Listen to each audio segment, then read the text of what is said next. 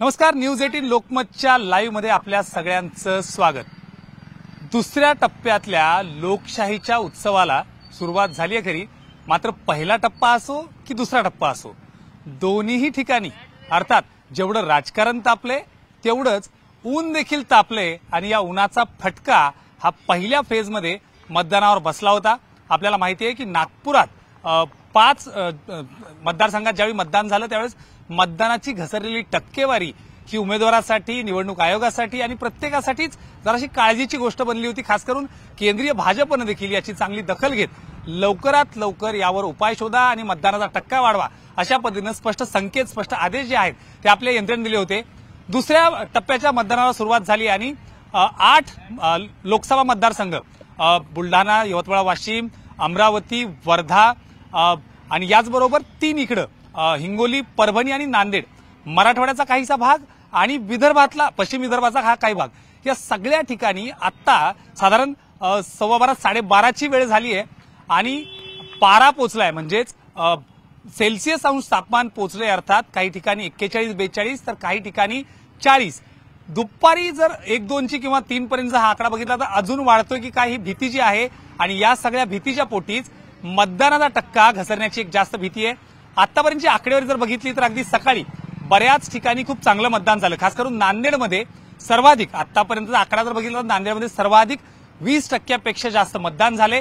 तर इतर भागात काही ठिकाणी 17, काही ठिकाणी 19% मतदान झाले। जवळपास 7 ते 11 या 4 तासांमध्ये 18 ते 20% जर मतदान पोहोचलं असेल तर दुपारी या उन्हाच्या कहारामध्ये हे तापमानामुळे मतदान जे आहे ते घसरण्याची एक शक्यता आहे आणि त्यामुळे जास्तीत जास्त काळजी घेत आपण तर बघितलं तर अनेक ठिकाणी पाण्याची व्यवस्था करण्यात आलेली आहे, काही डॉक्टर्सच्या टीम ठेवण्यात आलेल्या आहेत, वॉटर कूलर्स असतील, ज्या ठिकाणी काही स्पेशल बूथ देखील निर्माण करण्यात आले आहेत। त्यामुळे जास्तीत जास्त मतदानाचा टक्का वाढवायचा कसा यासाठी जिल्हा प्रशासन आणि खास करून फक्त जिल्हा प्रशासन नाही तर मतदानाचा वाढता टक्का हा कायम विद्यमान खासदार जे आहेत किंवा विद्यमान सत्ता जी आहे त्याला जास्तीत जास्त बळ देत असते आणि त्या टप्प्यावर हे खूप महत्त्वाचं मानलं जाते की जास्तीत जास्त मतदान कसं वाढवलं जाईल।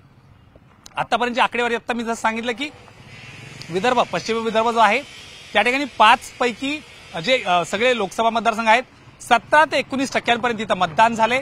तर दुसऱ्या बाजूला नांदेडमध्ये सर्वाधिक आकडा 20% पुढे गेलाय। 11 वाजेपर्यंतचा आपण हा वेळ करतोय कारण 1 वाजेपर्यंत पुन्हा एकदा मतदानाची जी आहे ती आकडेवारी समोर येईल। दर 2 तासांनी आकडेवारी अपडेट होत असते। त्यामुळे दिवसभरात 5 ते 6 वाजेपर्यंत जास्तीत जास्त मतदान हे कसं करायचं, कार्यकर्त्यांना मतदानाच्या साठी उन्हाच्या प्रहारामध्ये देखील कसं घेऊन यायचं, ही जी मोठी टास्क जी आहे, मोठी जबाबदारी आहे ती या सगळ्या उमेदवारांवर आहे। सर्वात महत्त्वाचं म्हणजे खास करून हिंगोली आणि वाशिमची जर अवस्था बघितली तर दोन्ही ठिकाणी यवतमाळ वाशिमचा हा जो पट्टा आहे, हिंगोली मतदारसंघाची जी गोष्ट आहे, 3 मतदारसंघ जे आहेत ते पश्चिम विदर्भातून येतात, 3 मतदारसंघ मराठवाड्यातून येतात। मात्र जरी विभागणी झाली असली तरी उन्हाची झळ मात्र खूप मोठी आहे आणि यामुळेच शक्य ती काळजी त्या ठिकाणी घेतली जाते। याच ठिकाणी आपण बघितलं की हाच पहिला टप्पा जो होता विदर्भात आणि खास करून पश्चिम महाराष्ट्र आणि या सगळ्या भागात नंतर मतदान होतं कारण त्या ठिकाणी हळूहळू पावसाकडे किंवा तापमान घसरण्याकडे दिवस सुरू होतात। एप्रिल मेचा जो सगळा काळ असतो या सगळ्यामध्ये सर्वाधिक तापमान जे असतं ते अर्थातच या सगळ्या भागात असतं, म्हणजे विदर्भ असेल, पश्चिम विदर्भ असेल आणि मराठवाडा खास करून।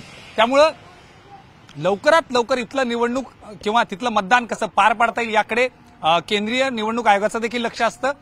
पहिल्या टप्प्यात मतदानाचा कमी झालेला टक्का आता दुसऱ्या टप्प्यात नेमकं कसं होतं हे पाहावं लागेल।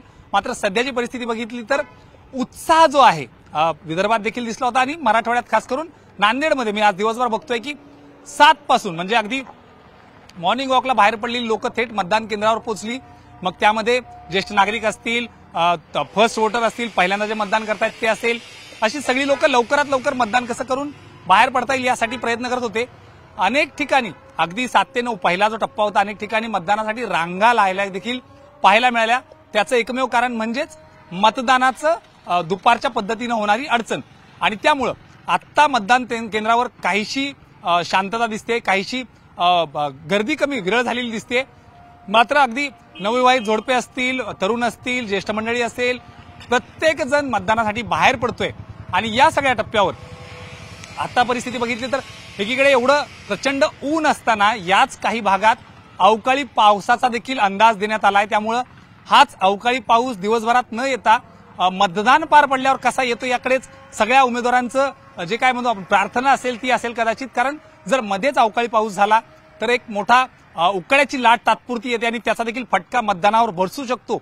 त्यामुळे निसर्गाच्या कहरापुढे मतदानाचा कुठे ना कुठे इम्पॅक्ट होऊ नये यासाठी मात्र कोणाकडे काही म्हणजे कायद्याच्या किंवा प्रशासनाच्या हातात नसलं तरी निसर्गापुढे प्रार्थना करण्याशिवाय या उमेदवाराकडे आणि निवडणूक आयोगाकडे पर्याय नाही असंच म्हणावं लागेल।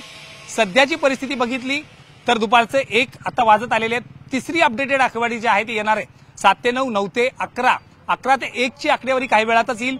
साधारण 25% पुढे जर 1 वाजेपर्यंत मतदान गेलं तर अगदी शेवटाकडे म्हणजे 6 वाजेपर्यंत आपल्याला माहिती आहे की जोपर्यंत आपण मतदान केंद्राच्या आत 6 वाजेपर्यंत जर पोहोचलो आणि त्या ठिकाणी कितीही गर्दी झाली काही झालं तरी त्याचं मतदान करून घेणं हा नियम हा जो आहे तो बंधनकारक आहे। त्यामुळे 6 वाजेपर्यंत किती जास्तीत जास्त गर्दी, किती जास्तीत जास्त मतदान होतंय आणि मतदार ऊन आणि अवकाळी पाऊस या सगळ्या गोष्टींना बाजूला ठेवून आपला 5 वर्षातला एकमेव अधिकार जो आहे तो लोकशाहीचा उत्सव साजरा करायला हा मतदार राजा किती जास्तीत जास्त उन्हातानात घराबाहेर करतो हे पाहणं नक्कीच महत्त्वाचं ठरणार आहे।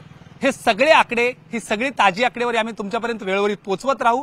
मात्र 1 वाजेपर्यंत साधारण हा मताचा आकडा जो आहे तो साधारण 25% देखील जाऊ शकतो। प्रत्येक 2 तासांनी अपडेट होणारा आकडा आम्ही न्यूज 18 लोकमतच्या माध्यमातून आमच्यापर्यंत पोहोचवत राहू। तुर्तास न्यूज 18 लोकमतच्या वेबलाईव्हमध्ये इथेच थांबूयात। रमेश राहुल झोरी, न्यूज 18 लोकमत लाईव्ह, नांदेड।